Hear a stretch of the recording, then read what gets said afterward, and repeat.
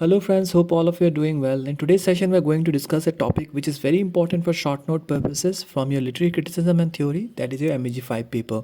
This particular topic is also from block 2 and is a continuation from our previous topic, that was Aristotle's theory of tragedy. Now I believe that you have already watched that previous topic where we have discussed the various elements of tragedy. Basically there are 6 elements of tragedy, and one of the major element of tragedy was character. Now, while discussing character, I said that in a particular hero, one of the important characteristics is hamartia, that is tragic flow. So today's session is going to be totally dedicated on this particular topic, that is hamartia. We'll try to understand it from short note perspective. So do watch the video till the end, and yes, do not forget to check out the links that is given in the description. Those are some beautiful narrations of some beautiful stories. Now without any further delay, let's get started. Now as mentioned in the previous session as well, the word hamartia was first used by Aristotle in his works Poetics. Now Aristotle described hamartia that it is an error of judgment or a mistake that was made by a character in theatrical tragedy. Now this particular mistake actually leads to a certain set of events which actually makes the tragic play very watchable and very entertaining. Now by Aristotle's definition, hamartia or mistake could have been the result by any character. Often the character was ignorant of the eventual outcome of the decision. Now this particular point we'll also try to understand with the help of some examples by the end of this video. Now let us see the other interpretations of this particular word hamartia. Now we have already decoded that hamartia is nothing but a fatal flaw that is present in the tragic hero in a particular tragic play. Alright, now this particular tragic flaw can be psychological or it can be behavioral. So that is the first point, that is the first interpretation of this particular word hamartia that we need to mention in our answers. The second being technical translation of hamartia in the strict and properly limited sense means the fact that it has not been adopted and it is far from commonly used for a characteristics morally failing in otherwise predominantly good one.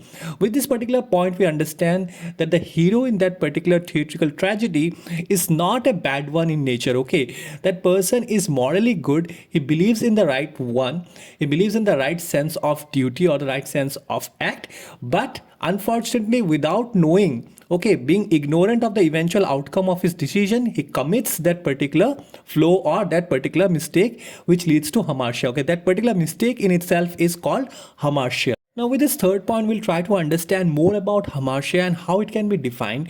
Now basically any particular mistake or error of judgment which is done on purpose by any character in a particular play cannot be considered as hamartia, because hamartia is an error which is derived from ignorance of some material fact or circumstances. Alright, now as we'll see in examples, one of the famous example that I've been given since last session is Hamlet, of course, Hamlet Jr., who committed couple of mistakes due to ignorance as well. Now we'll see a lot of other examples by the end of this video. The theory of tragic flow, a theory which appears at first sight to be most convenient device for analyzing tragedy, but which leads the unfortunate user off into a quicksand of absurdities in which he rapidly sinks, dragging the tragedies down with him. Now, what is the significance of hamartia in a particular theoretical tragedy can be understood with this particular point.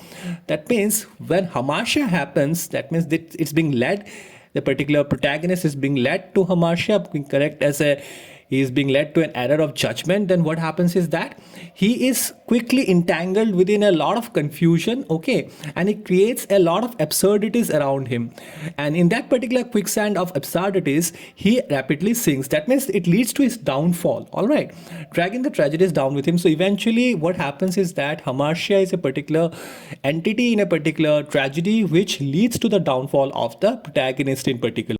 The meaning of the Greek word is closer to mistake than to flaw, a wrong step blindly taken, the missing of the mark, and it is best interpretation in the context of what Aristotle had to say about the plot and the law or probability or necessity. Now as discussed in the previous point, I believe in an ideal tragedy, claims Aristotle, the protagonist will mistakenly bring about his downfall, not because he is sinful or morally weak, but because he does not know enough. Now, that is the problem with the protagonist that is being displayed by the writers of a particular play, that the protagonists are unaware of some certain facts, and due to that, they commit some mistakes, and that leads to hamartia. The role of hamartia in tragedy comes not inevitably of its consequence. Now let's come down to the examples and let us understand it better with that reference. Two of the best examples of hamartia or fatal flaw in a character comes from two of Shakespeare's best known tragedies.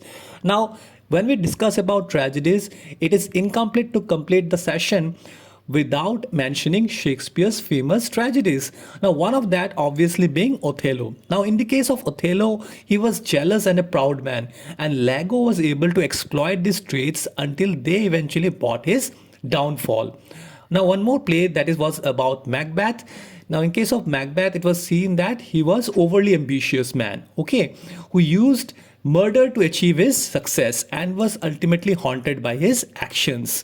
Now, all these mistakes has been committed by the major characters of this play, okay. An example from the ancient Greek play is Oedipus. He had a remarkably short fuse and made very hasty decisions when he was angry. This anger, like hamartia of the other characters mentioned, led to his downfall. Now, I do recommend that if you are going for a short note in your upcoming term and examination, if this question comes about hamartia, do not forget to mention the famous tragedies of Shakespeare, that is your Othello and Macbeth, and also do mention one of the famous ancient Greek play, that is Oedipus. That will definitely get you some extra credits. So this is the video, guys. I hope you had an insight regarding one of the most important topic for short note purposes for your upcoming term and examination from literary criticism and theory, that is your MEG 5 paper. In case if you have any other difficulty regarding this topic or any other topic, do feel free to comment in the comment section. I'll definitely try to address it. And yes, also do consider to join our social community pages in which we regularly update about the latest notifications of IGNOU. And a good news is that we are already working on a website from where you'll be able to download ebooks, short notes, last year question papers, solved assignments, and much more. It'll take some time, of course, but we'll try to launch it before your June term and examination. Till we meet next time, God bless you and thank you all.